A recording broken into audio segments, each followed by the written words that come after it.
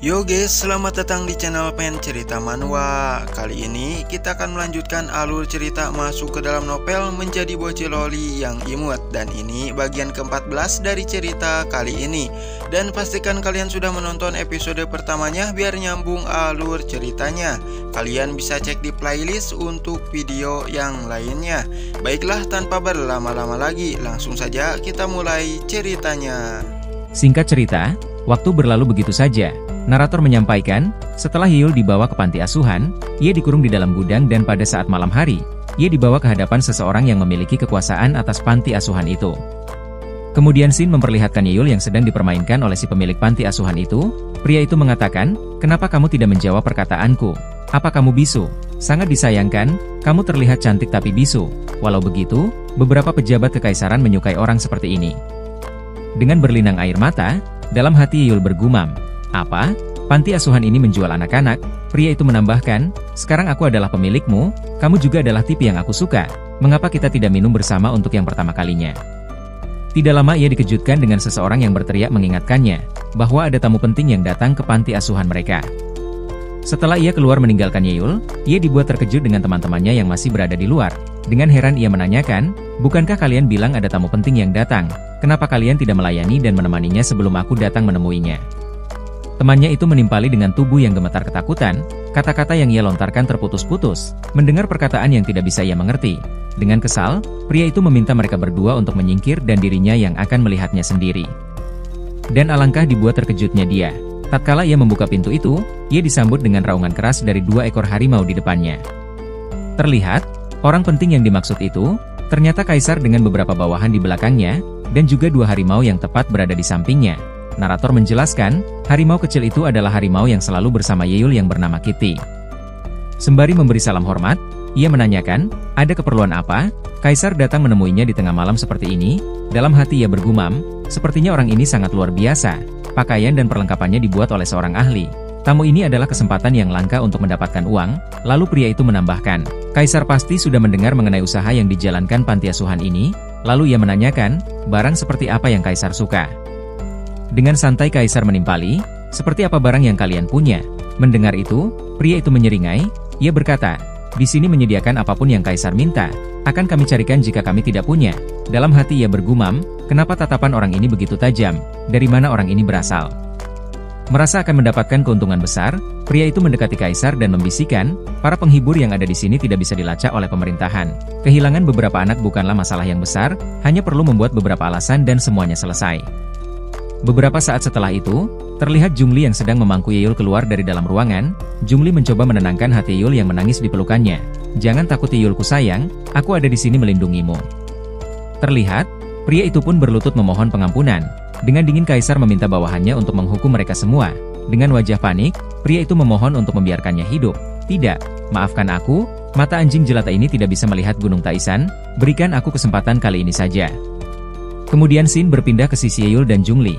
Saat itu, Yeol menanyakan harimau yang di dekat Kaisar. Ia bertanya-tanya harimau itu milik siapa. Jungli menjelaskan, harimau itu milik Kaisar sekaligus ayah dari Kitty, harimau yang selalu Yeol rawat dengan senang hati. Dalam hati Jungli bergumam, kalau bukan karena pangeran pertama yang melaporkan Yeol diculik dan dibawa ke panti asuhan ini, aku benar-benar tidak bisa membayangkan apa yang akan terjadi pada gadis kecil ini. Setelah itu, Yeol pun dibawa keluar dari panti asuhan oleh Jungli. Terlihat, para pasukan pun sudah menunggu dengan kereta di sampingnya. Yewon melihat Yeol dibawa keluar, ia pun segera berlari ke arahnya. Setelah Yeol turun dari pangkuan Jungli, Yewon segera memeluk Yeol. Ia berkata, apa kamu tidak terluka? Kamu tidak dipukulikan? Iya, aku baik-baik saja, tidak ada yang memukulku. Yewon menambahkan, kamu membuatku hampir mati ketakutan. Apa kamu tahu aku sangat mengkhawatirkan dirimu? Jika sesuatu terjadi padamu, aku akan menghabisi mereka semua sebagai balasan karena telah menyakitimu. Sembari memberikan sapu tangan, Yewon meminta Yeol untuk berhenti menangis. Yeol menimpali, jangan menyuruhku berhenti menangis selama kamu masih menangis seperti itu. Beberapa saat setelah itu, dengan kesal Yewon mencaci maki orang yang membawa Yeol sebelumnya. Ia mengatakan, jangan pernah berpikir aku akan mengampunimu. Pria itu pun mengucapkan kata maaf berkali-kali. Yewon semakin kesal mendengarnya. Ia menambahkan, kenapa minta maaf sekarang? Aku tetap tidak akan memaafkanmu. Jika bukan karenamu, semua ini tidak akan pernah terjadi. Sembari menahan Yewon, Yeol meminta Yewon untuk berhenti marah-marah. Ia menjelaskan bahwa pria itu bukan orang jahat. dia sedang berada dalam situasi yang sangat sulit sehingga dia terpaksa melakukan itu. Dengan heran Yewon menimpali, "Apa maksudmu aku harus berterima kasih padanya? Bukankah dia yang tidak punya keberanian untuk mengatakan pada publik jika panti asuhan ini sangat busuk? Tapi, dia malah menggunakanmu untuk membongkar kebusukan dari panti asuhan itu, jika sampai terjadi sesuatu." Pria itu menyela, "Apa hanya Putri Kaisar saja yang mempunyai nyawa berharga? Apa menurutmu rakyat jelata sepertiku tidak memiliki nyawa berharga?" Lalu pria itu menjelaskan dengan raut wajah yang sedih, "Adikku baru berusia 8 tahun, dia dipermainkan oleh seseorang dan pada akhirnya dia meninggal di tempat tidur secara tragis. Namun, mereka mengonfirmasi bahwa kematian itu karena penyakit malaria." Mendengar cerita itu, Yewon menjadi sedikit sedih, lalu menimpali, "Ini tidak bisa dijadikan alasan untuk melampiaskan kemarahanmu pada orang lain." Mendengar itu, dengan kesal pria itu berkata, "Apa? Pelampiasan katamu? Kalian mengatakan kalau aku kurang ajar karena menggunakan orang lain untuk membalaskan dendam. Dunia itu tidak adil. Dari mana kalian tahu kalau aku tidak memberikan perlawanan pada mereka? Katakan padaku, seperti apa tindakan yang benar itu dan seperti apa tindakan yang salah itu. Jika bukan karena rencanaku hari ini, apa kalian akan mengetahui kebusukan dari panti asuhan ini?" Mendengar itu, Yewon hanya terdiam, lalu Yeol berkata, "Pengalamanmu memang tragis. Namun, tidak ada yang tahu tindakan benar atau salah yang bersifat mutlak di dunia ini. Hitam dan putih ditentukan oleh seseorang. Meskipun karena rencanamu kegiatan busuk di panti asuhan ini terbongkar, pada kenyataannya, sebelum ini terjadi, petugas dari biro sedang melakukan penyelidikan pada panti asuhan ini. Dengan kata lain, jika bukan karena apa yang kamu lakukan hari ini, pengadilan tetap bisa menyelesaikan kasus ini. Namun, fakta bahwa kamu menculik Putri Kaisar itu tidak terbantahkan." Setelah mendengar semua itu, dengan rasa tidak percaya, pria itu berkata, "Itu mustahil. Pengadilan tidak pernah peduli pada rakyat jelata seperti kami." Tepat setelah ia mengatakan itu, ia dikejutkan dengan seseorang yang berkata di belakangnya, "Kamu mengeluh tentang ketidakadilan hari ini, dan memaafkan kekuatan orang kecil untuk menindas orang lain. Lalu, pernahkah kamu benar-benar mencoba untuk mempercayai kaisar atau pengadilan, Duan Donzi?" Dan ternyata, yang mengatakan itu tidak lain adalah Won Liduk. Sembari mengelus kepala Yeol, Won Liduk mengatakan bahwa paman sudah datang, dan dirinya tidak akan membuat Yeol mengalami sesuatu seperti ini lagi. Lalu Won Liduk berkata pada si pria itu, mengenai kematian ayahnya, Jenderal Duan, sebesar apapun kebencian yang pria itu miliki terhadap pengadilan. Namun, sudah menjadi fakta yang tidak terbantahkan kalau Jenderal Duan dihukum mati karena mengkhianati negara dan bekerja sama dengan musuh. Walau begitu, Kaisar sudah memberi perhatian atas jasa-jasa Jenderal Duan sebelumnya dan membiarkan anak-anaknya tetap hidup. Mendengar itu, si pria itu pun membantah bahwa ayahnya bukanlah seorang pengkhianat. Won Liduk menyela, "Kamu membenci pengadilan dan juga membenci Kaisar, ditambah lagi tidak melaporkan kegiatan ilegal panti asuhan ini. Aku bisa mengerti tentang hal itu, tapi hukum tidaklah lunak. Dirinya akan mencoba meminta Kaisar untuk membiarkanmu hidup. Walau hukuman mati bisa ditarik kembali, tapi hukuman yang lain wajib dijalani." Sembari menatap ke arah teman-temannya, pria itu berkata, "Walaupun mereka sudah diselamatkan, mereka tidak akan bertahan hidup tanpa adanya panti asuhan. Mereka hanya bisa dijual ke rumah bordir untuk dipekerjakan. Awalnya, rencanaku adalah menghabisi dagingnya dengan bantuan pengadilan kekaisaran." Setelah mendengar itu, Won Liduk baru mengatakan suatu informasi yang menggembirakan bagi pria itu.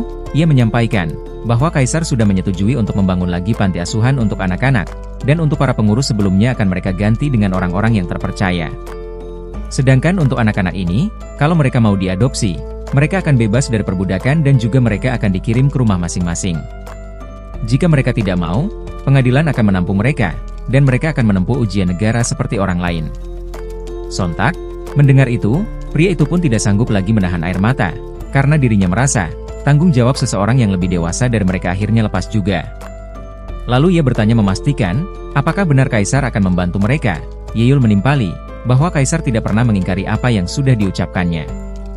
Mendengar itu, pria itu pun bersujud merasa kematiannya tidak akan sia-sia. Mau bagaimanapun inilah akhir dari perjuangan dan hidupnya. Dirinya berterima kasih yang sangat dalam terhadap pengadilan dan Kaisar karena telah menyelamatkan anak-anak ini. Beberapa saat setelah kejadian itu, akhirnya Yeol pun dibawa kembali ke kediamannya. Kemudian Shin memperlihatkan Yeol yang sedang dimandikan oleh Sung Ah. Pada saat itu Sung Ah mengungkapkan rasa kekhawatirannya pada putri ketujuh. Ia mengatakan bahwa dirinya sangat menyesal karena tidak bisa menjaga Yeol dengan baik sehingga Yeol mengalami situasi yang sulit. Yeol menimpali bahwa itu tidak apa-apa karena dirinya sudah kembali dengan selamat. Sembari mengusap air matanya, Sung Ah menyampaikan bahwa selama 2 hari setelah Yeol menghilang, Kaisar sangat khawatir sampai-sampai bergadang menunggu kedatangan Yeol hingga pagi hari. Yeol menimpali, jika kali ini dirinya menyelinap keluar, ia pengira bahwa Kaisar pasti akan menghukumnya. Sung Ah berkata, bahwa semua yang dilakukan kaisar itu adalah untuk kebaikan Tuan Putri itu sendiri. Singkat cerita, setelah Yeol mandi dan berganti pakaian, Yeol segera bergegas menemui kaisar. Pada saat itu, kaisar menanyakan apakah Yeol terluka. Yeol menimpali bahwa dirinya baik-baik saja dan tidak terluka sama sekali. Sembari memperhatikan tangan Yeol, kaisar mengatakan bahwa ini kedua kalinya Yeol pergi dari istana tanpa seizinnya. Yeol mengakui bahwa dirinya salah, dan ia berjanji bahwa dirinya tidak akan melakukannya lagi. Sembari mempermainkan Yeol, kaisar menanyakan apakah Yeol mengatakan hal yang tidak pasti. Sebelumnya Yeol sudah diperingatkan 1 kali, tapi tetap saja pergi keluar tanpa izin lagi. Mendengar itu, Yeol mengusulkan kalau begitu buat saja kelas belajar selama 2 bulan di dalam istana. Kaisar menimpali, karena itu yang dikatakan Yeol. Tapi dirinya tidak mau itu terjadi lagi untuk yang ketiga kalinya. Yeol pun berjanji bahwa dirinya akan mendengarkan perkataan kaisar. Setelah itu, Yeol menanyakan kasus panti asuhan. Rencana seperti apa yang akan dilakukan kaisar untuk menangani orang-orang yang terlibat itu. Kaisar menimpali bahwa tidak hanya dalam panti itu saja. Semua pihak yang memiliki hubungan dan mendukung mereka akan segera dieksekusi sampai tidak akan ada yang tersisa dari mereka. Namun, ada beberapa koneksi mereka yang bersembunyi seperti pebisnis di balik layar dan juga beberapa pejabat tinggi yang terlibat dengan mereka. Karena itulah, pihak biro akan melakukan penyelidikan secara menyeluruh. Setelah itu Yeol menanyakan, apa yang akan terjadi pada pria itu? Kaisar menimpali bahwa dia akan dihukum mati. Mendengar itu, Yeol merasa bersalah. Ia mengatakan bahwa pria itu terpaksa menculik dirinya untuk membongkar perbuatan busuk yang dilakukan panti asuhan itu. Sembari memeluk Yeol, kaisar berkata, dia sudah berani menculik putriku dengan mengabaikan aturan yang ditetapkan. Lalu kaisar menanyakan, apakah menurut Yeol dia tidak berhak mendapatkan hukuman seperti itu? Yeol menimpali bahwa dirinya mengerti, karena jika suatu negara ingin stabil, maka negara itu harus memiliki aturan untuk dipatuhi dan bertindak sesuai aturan yang ditetapkan. Lalu kaisar memangku Yeol sembari mengatakan, memang benar, bahwa tindakan yang pria itu lakukan membuat kebusukan di dalam panti asuhan itu terbongkar. Akan tetapi, jika semua orang melakukan apa yang mereka inginkan, apa gunanya membuat aturan? Sembari membaringkan Yeol di atas kasur, kaisar menambahkan, kejadian kali ini sangat beruntung karena Yeol dan Yewon baik-baik saja. Jika rencana pria itu gagal, apa menurutmu aku bisa membiarkannya? Mendengar itu, dalam hati Yeol bergumam, apa yang kaisar katakan? Mungkinkah kaisar membiarkan pria itu pergi? Lalu Yeol berkata, tidak apa-apa. Yeol dan paman sudah berjanji pada pria itu, jika kaisar tidak menyetujuinya, paman akan kehilangan mukanya. Dengan tidak percaya kaisar bertanya, apa Yeol dan Won Liduk membelanya? Yeol menimpali, paman telah berjanji padanya, dan semua orang pasti akan memuji paman atas kebaikannya. Jika orang biasa datang dengan masalah seperti ini dan membandingkan kinerja kaisar dan paman, maka kaisar menyela, baiklah, aku akan mempertimbangkannya lagi. Dalam hati kaisar bergumam, apa yang dikatakan Yeol itu ada benarnya. Pria itu adalah putra seorang pejabat tinggi di dinasti sebelumnya. Jika hukumannya berat, dirinya khawatir, itu akan membuat orang-orang berpendapat bahwa dirinya adalah orang yang licik. Ternyata Yeol sudah berpikir sejauh itu. Dia tidak hanya memikirkan pria itu tapi juga memikirkan jabatanku. Singkat cerita, 2 hari kemudian, Shin memperlihatkan Yeol dan kaisar yang sedang makan bersama ditemani dengan 2 harimau yang bermain di samping meja. Saat itu Yeol bertanya, apakah Kitty akan tumbuh sebesar itu di masa depan? Mendengar itu, dengan wajah yang sedikit murung, kaisar menimpali, iya, anak-anak akan tumbuh. Melihat raut wajah kaisar yang seperti itu, dalam hati Yeol bergumam, apa perkataanku membuat kaisar merasa sedih. Lalu Yeol berjalan mendekati harimau itu dan kemudian mengelus kepala mereka. Yeol berkata, jika aku tumbuh besar, cinta dan kasih sayangku hanya untuk kaisar, tidak akan berkurang sedikit pun. Mendengar itu, kaisar tersenyum, suasana hatinya pun kembali ceria atas perkataan yang membuat hatinya bahagia. Beberapa saat setelah itu, kaisar menghampiri Yeol dan mengelus kepalanya. Lalu ia mengatakan, setelah musim dingin ini, kamu akan berusia 6 tahun, jika kamu benar-benar tumbuh di masa depan, aku tidak akan membiarkanmu jauh dariku. Apa kamu mau jika seperti itu? Yeol menimpali, tentu saja, kalau begitu kita sudah sepakat. Singkat cerita, beberapa hari kemudian, narator menjelaskan, bahwa Yeol akan melakukan perjalanan jauh ke suatu tempat untuk mengikuti tur sekolah. Shin memperlihatkan Yeol, Sung-ah, dan juga Jung-li. Saat itu, Sung-ah berkata, kali ini putri ketujuh akan pergi ke kuil Jingfen untuk mengikuti tur sekolah. Diperkirakan akan memakan waktu setengah bulan untuk kembali dari sana. Sung-ah sangat mengkhawatirkan Yeol karena para pelayan tidak diizinkan untuk mengikuti tur itu. Mereka tidak bisa menjaga Yeol pada saat itu. Sung-ah meminta Yeol untuk berhati-hati saat di sana. Yeol meminta Sung-ah untuk tidak khawatir. Won Liduk dan juga Jungli akan ada di sana. Jadi tidak ada yang perlu dikhawatirkan. Jalan-jalan di awal musim semi adalah tradisi sekolah. Sebagai murid dari sekolah kerajaan, aku harus pergi dengan para siswa yang lainnya, ujar Yeol sembari melangkah pergi. Jungli juga meminta Sung Ah untuk mempercayakan Yeol pada dirinya. Saat berjalan menuju gerbang keluar kediaman Yeol, mereka berdua dikejutkan dengan pangeran pertama yang berdiri di sana dengan seekor kucing putih di pelukannya. Lalu pangeran pertama bertanya, "Apa kamu akan keluar istana? Apa kamu akan pergi ke kuil Jingfen untuk mengikuti tur sekolah? Menurutku, kamu itu belum cukup umur untuk mengikuti tur sekolah itu tanpa pengawalan pelayan, tidak akan ada yang bisa menjagamu di sana. Apa kaisar menyetujuimu untuk mengikuti tur sekolah itu?" Yeol pun menimpali, bahwa kaisar sudah mengizinkannya, juga ada Yewon dan Jungli yang menemaninya pergi ke sana. Lalu Yeol menanyakan, kenapa pangeran pertama ada di sini. Pangeran pertama menjelaskan, bahwa ini hanya kebetulan, dirinya akan pergi keluar istana untuk melakukan bisnis, dan kebetulan melewati kediaman Yeol, karena itulah, dirinya mampir sebentar untuk melihat Yeol. Yeol menimpali dengan heran, "Apa? Datang untuk melihatku?" Pangeran pertama berkata, bahwa kucing miliknya sangat merindukan Yeol. Melihat kedekatan mereka berdua, Jungli sedikit kesal, lalu ia menarik tangan Yeol sembari mengatakan, "Kakak, hari sudah mulai sore dan orang-orang dari sekolah sedang menunggu di gerbang sekolah." Mendengar itu, pangeran pertama pun mengelus kepala Yeol sembari mengingatkan Yeol untuk memakai pakaian yang tebal, karena di awal musim semi udara sangatlah dingin, dan ia meminta Yeol untuk memperhatikan keselamatan saat di jalan, juga jangan bermain terlalu jauh dari teman sekelas, dan juga ia meminta Yeol untuk kembali lebih awal. Yeol menimpali dengan cukup terkejut. "Baik." Dalam hati Yeol bergumam, sejak kapan pangeran pertama perhatian seperti ini, dirinya sangat heran karena karakter di dalam novelnya sangat dingin dan juga selalu mengabaikan siapapun. Melihat Yeol dan pangeran pertama semakin dekat seperti itu, Jungli menjadi sangat kesal, rasa cemburu yang memanas di dadanya tidak tertahankan. Lalu Jungli pun segera menarik tangan Yeol dan mengajaknya untuk segera pergi.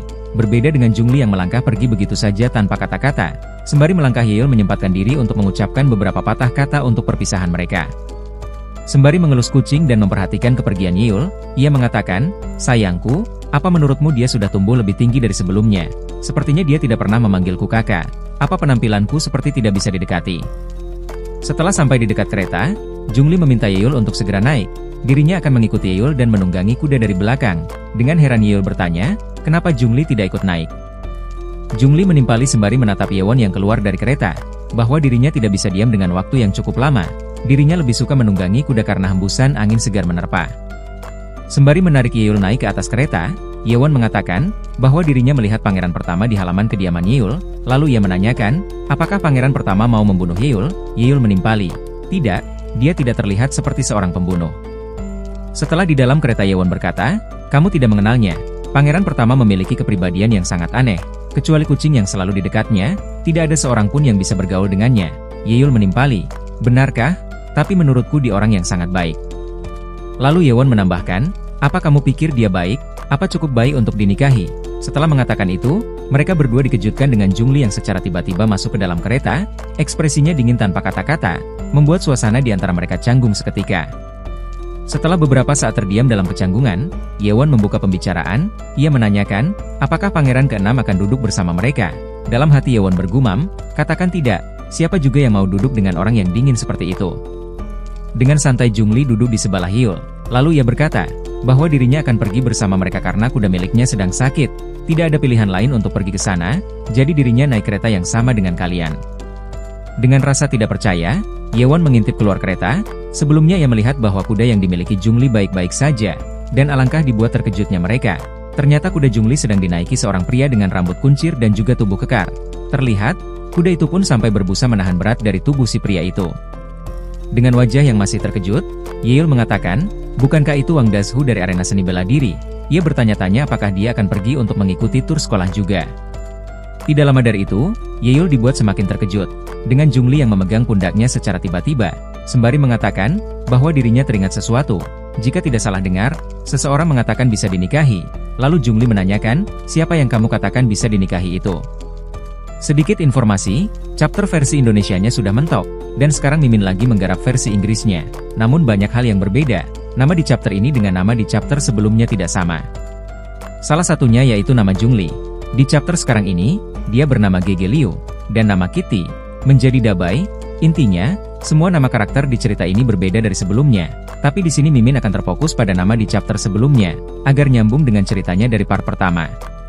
Karena ada sebagian chapter yang menggunakan bahasa Cina, jadi Mimin juga agak kesulitan menuliskan translatannya.